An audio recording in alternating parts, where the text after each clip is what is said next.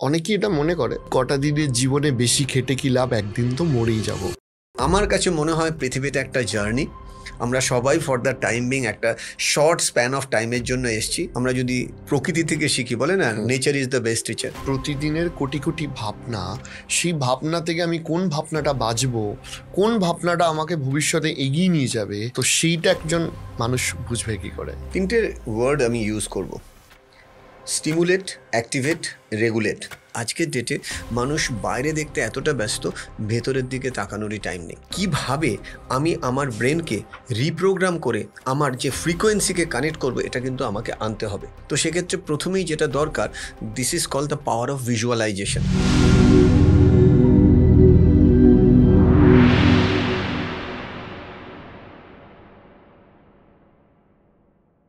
আরেকটা জিনিস আমাকে বলুন, সেটা হচ্ছে যে যেটা আপনি বললেন যে অনেকে স্বপ্নকে চেঞ্জ করতে রাজি আছে, নিজেকে চেঞ্জ করতে রাজি না। এখান থেকে একটা বিষয় আসে, সেটা হচ্ছে যে অনেকেই এটা মনে করে যে বেশি করতে গেলে তো আমাকে অনেক পরিশ্রম করতে হবে, তাহলে এই কটা দিনের জীবনে বেশি খেটে কি লাভ, একদিন তো মরেই যাব।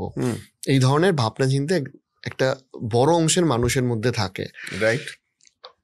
সাকসেস কি অ্যাকচুয়ালি কমফোর্টেবল জোন থেকে আসা সম্ভব, নাকি কমফোর্টেবল জোন থেকে বেরোলে তবেই সাকসেস আসবে? এখন প্রশ্নটা হলো, যদি একটু পৃথিবীর রেসপেক্টে দেখি, ছোট্ট বীজ, সিড যেটাকে বলে, আমরা যদি একটা প্রকৃতি থেকে শিখি, বলে না nature is the best teacher. একটা বীজকে মাটির তলায় যখন কোনো সময় আমরা চেপে ঢুকিয়ে দিয়েছি, বা আমরা দেখেছি বহু জায়গায় যে গাছের বৃক্ষরোপণ হয়, ছোট বীজ গাছের মাটির তলায়, মাটি পুরো ঢেকে দেওয়া হয়। বীজটার যদি দুটো চোখ আর কান থাকতো, ও চারিদিকে কি দেখতো? চোখে অন্ধকার, কানে কোনো আওয়াজ নেই, একদম নিস্তব্ধ। এবার বীজ যদি ওটা ভাবতো যে চারিদিক তো অন্ধকার, তার মানে আমি মারা যাব, তাহলে বীজটা তো জন্মানোর আগেই মরে গেল। কিন্তু বীজ জানে যে আমি যদি আরো অন্ধকারের দিকে না যাই, আরো যদি আঁকড়ে না ধরি, আঁকড়ে মানে মাটিটাকে আঁকড়ে ধরা, কি দিয়ে আঁকড়ে ধরে? শিকড় দিয়ে। শিকড় দিয়ে যখন মাটিটাকে আঁকড়ে ধরে, প্রথমেই সে জানে আমাকে আগে কানেক্ট হতে হবে। তারপরে কি জানে? আমাকে আগে কালেক্ট করতে হবে। কি কালেক্ট করতে হবে? নিউট্রিয়েন্টস বা খনিজ পদার্থ বা বিভিন্ন জল, তাই তো? এই কানেক্ট অ্যান্ড কালেক্ট করার পর তবেও জানে আমি সারা পৃথিবীতে একদিন কন্ট্রিবিউট করব, ছায়া দেবো, ফল দেবো, পাতা দেবো। যার পাতা দরকার গাছের তলায় এসে সে ওই, আমরা দেখেছি যার গ্রামে আমি প্রায়ই যাই, ওই পাতা কুড়িয়ে সে তার সংসার চালাচ্ছে। কেউ ওখানেরই ফল নিয়ে সংসার চালাচ্ছে, কেউ বা গাছের কোনো লাঠি বা কাঠ পড়ে যাচ্ছে সেটা বিক্রি করে। তো এই যে কন্ট্রিবিউশন মেন্টালিটি আদৌ আমাদের মধ্যে কি আছে? তো আমার কাছে মনে হয় পৃথিবীতে একটা জার্নি, আমরা সবাই ফর দ্য টাইম বিং একটা শর্ট স্প্যান অফ টাইমের জন্য এসেছি, যার মধ্যে 12 থেকে 15 বছর আমাদের স্কুলে চলে যায়। এবং তখন ম্যাক্সিমাম স্টুডেন্টদের রিয়েলাইজেশন থাকে না যে এর পরে আমি কি করব। তার কারণ তুমি যে কোনো স্কুলে গিয়ে প্রশ্ন করো 8, 9, 10-এর বাচ্চাদেরকে যে ফিউচারে কি হবি, 99% উত্তর এখনো ভাবিনি, এখনো করিনি। আমি ওটাই বললাম। একদম। তার মানে আমার কাছে এখনো ক্লিয়ারিটি আসেনি। আমি কোনো দোষ দিচ্ছি না আজকের সমাজকে, বাট আমি বলতে চাইছি ওই ক্লিয়ারিটিটা আসাটা দরকার। তো এটা শুধু স্টুডেন্ট না, যারা পাস আউট করে গেছে তাদেরও। এক্স্যাক্টলি। সো পিকচার না থাকলে সেই ওই পিকচারের কথা ভাববে কি করে?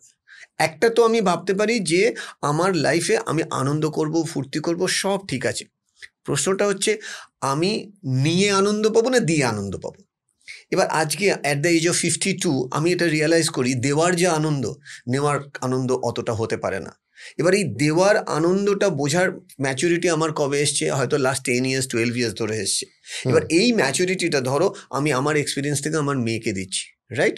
এবার আমার মেয়ে যদি এখনই আমার এক্সপিরিয়েন্সটাকে নিয়ে তার যদি আমার ওপর বিশ্বাস থাকে যে বাবা যেটা বলছে এটা ঠিকই বলছে, এবার এই বিশ্বাসের মূল্য দিয়ে সে যদি অ্যাপ্লাই করে, তাহলে সে দেখে শিখলো না ঠেকে শিখলো?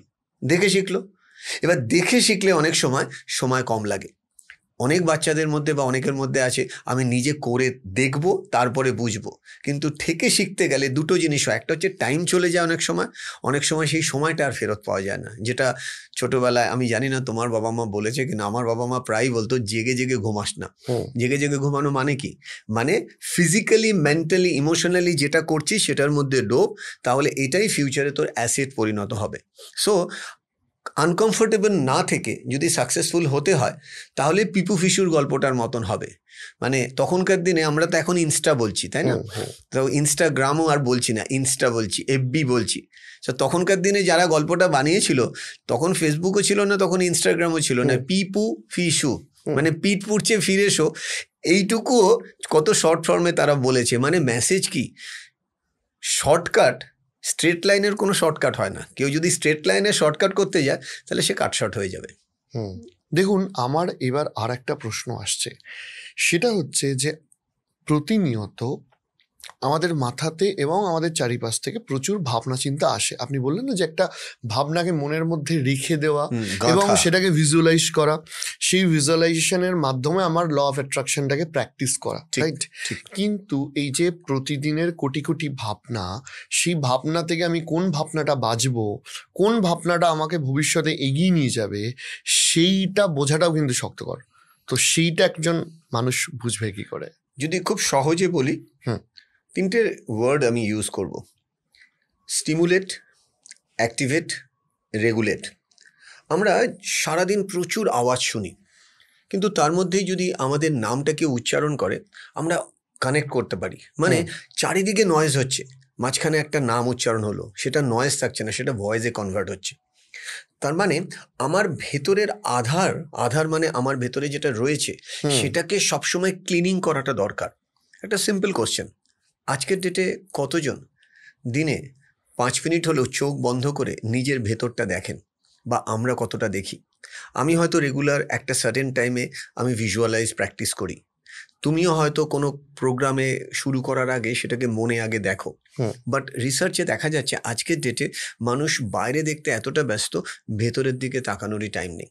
তো সেক্ষেত্রে প্রথমেই যেটা দরকার, this is call the power of visualization. আমি যেটাই হতে চাইছি সেটা যদি একটু কাগজে লেখা যায়, অনেকে ভিশন বোর্ড বানায় যে যেটা হতে চায়। আমি যখন পোর্ট ট্রাস্টে চাকরি করতাম, আমি যখন প্রথম ভাবলাম ইউকেতে পড়তে যাব, আমি ইউনিভার্সিটির নাম খুঁজলাম, সেখান থেকে নামের সাথে কিছু ছবি প্রিন্ট আউট করলাম। আমি একটা কোট পরা একটা ছবি ছিল আমার, টাই লাগানো, সেই ছবিটা আমি কাগজের মধ্যে লাগালাম এবং কোন দিন আমি ওই ইউনিভার্সিটিতে পড়তে যাব সেটা লিখলাম। এবং লেখার সাথে দুটো প্রসেস একসাথে চালালাম। একটা হচ্ছে টেকনিক্যাল প্রসেস, যে ওই টাকাটা অ্যারেঞ্জ করে আমাকে ইউনিভার্সিটিতে যেতে হবে। আরেকটা ভিজুয়ালাইজেশন প্রসেস, যে অ্যাজ ইফ আমি যেন ইউনিভার্সিটিতে পৌঁছে গেছি, তখন আমার বিহেভিয়ারিয়াল প্যাটার্ন কীরকম হবে। আমি বাড়িতে কাঁটা চামচে খাওয়া আরম্ভ করলাম এবং সারাদিন IELTS বলে একটি পরীক্ষা হয়, সেটার প্রিপারেশন নেওয়ার জন্য আমি 6 মাস অফিস যাইনি। মিথ্যা কথা বলে আমি স্বীকার করছি। কেন? তার কারণ ওই পরীক্ষাটাতে আমাকে পাশ করতেই হবে। আমি দুবার পরীক্ষা দিয়েছি, অ্যাজ ইফ যেন আমি পৌঁছে গেছি। অতএব এখন যেটা ঘটছে এটা রিপ্লে ঘটছে। মানে যখনই আমি রিজেকশন খেতাম আমি ভাবছি এটা তো রিপ্লে হচ্ছে, যেরকম টেক নেয় না আরেকটা টেক নেয়, সেরকম এটা রিপ্লে হচ্ছে, এটা তো আমি জিতবই। যেরকম ইন্ডিয়া পাকিস্তানের খেলা, ধরো তুমি ম্যাচটা 2 বার দেখে নিয়েছো, আমি জানি না, আমি তোমার ঘরে ঢুকলাম, ঘরে ঢুকে দেখলাম তুমি চিপস বা কিছু একটা মুখরোচক খাচ্ছ, লাস্ট বল 6 রান বাকি, ইন্ডিয়া ছক্কা মারলে তবে ম্যাচটা জিতবে, তুমি কিন্তু রিল্যাক্স, কিন্তু আমি খুব কনসিয়াস। তো মোস্ট অফ দ্য টাইম আমরা কি করি, এত কনসিয়াস থাকি, অনেক সময় আমাদের ড্রিমটাকে আমরা ভিজুয়ালাইজ করি, বিশ্বাস করতে পারি না। ভিজুয়ালাইজ করছি কিন্তু বিশ্বাস করতে পারছি না। কিন্তু ওইখানে বিশ্বাসটা খুব কাজ করে। আর বিশ্বাসটা কাজ করার জন্য প্রত্যেকেরই জীবনে কিন্তু একজন গুরু থাকা দরকার। যে গুরুটা না থাকলে অনেক সময় সেই বিশ্বাসটা জন্মায় না। যেরকম তুমি একটু আগেই আমাদের PM স্যারের কথা বলছিলেন, সেখানেও কিন্তু একজন গুরুর কথা বলেছিলেন অবশ্যই, এবং যে ক্ষেত্রে একটা চাইনিজ প্রভাব আছে যে জীবনে যদি গুরু থাকে 2000 বছরের ডিস্টেন্স 2 মিনিটে ক্রস করা যায়। আর জীবনে যদি গুরু না থাকে 2 মিনিটের রাস্তা 2000 বছর লেগে যেতে পারে। মানে কিভাবে আমি আমার ব্রেনকে রিপ্রোগ্রাম করে আমার যে ফ্রিকোয়েন্সিকে কানেক্ট করবো, এটা কিন্তু আমাকে আনতে হবে। একটা সহজভাবে যদি বলি আজকের দিনের বড়দের বা ছোটদের জন্য, আমরা সবাই অর্জুনের কথা জানি, মহাভারতের ক্যারেক্টার, রাইট?